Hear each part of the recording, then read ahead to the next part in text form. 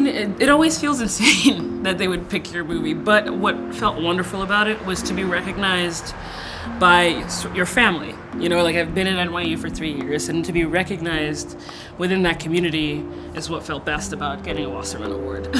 I submitted to first run because as a filmmaker, obviously we need that kind of, we need that energy, the positive energy, and also people connected to the story. I thought it was going to be a story that people weren't going to relate to, and so to see people, you know, connect to it, become excited about it, really meant a lot. If you see my film, it is very much the mind of someone very anxious, but it's just so grateful that someone is seeing like a piece of your art and liking it and telling you they like it. You know, you see the movies play on the wall all 4 years when you're at Tisch, and you sort of dream of that happening to you, but having it actually become reality is extremely exciting. Well, it's actually my first time to be in LA. I've been meeting with a lot of people in the film industry.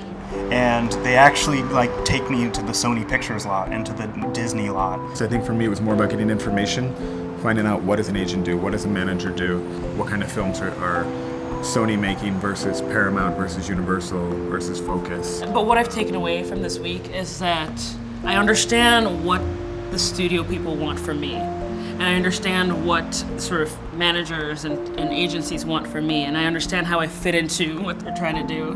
Maybe I came in being like, well, if they don't want to make my movie my way, then I don't need to talk to them.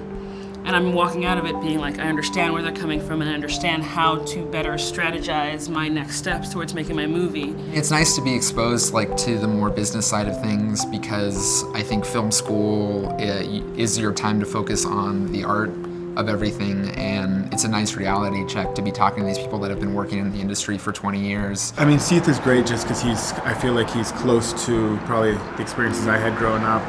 And to just see somebody from NYU that was just able to do that, and do that in a way that is iconic, like he's worked on The Wire, he's worked on Grey's Anatomy. At Franklin, I thought it was really cool just to hear more about the Blacklist. I didn't know that much about it, and when he described how they come up with it, it made sense to me.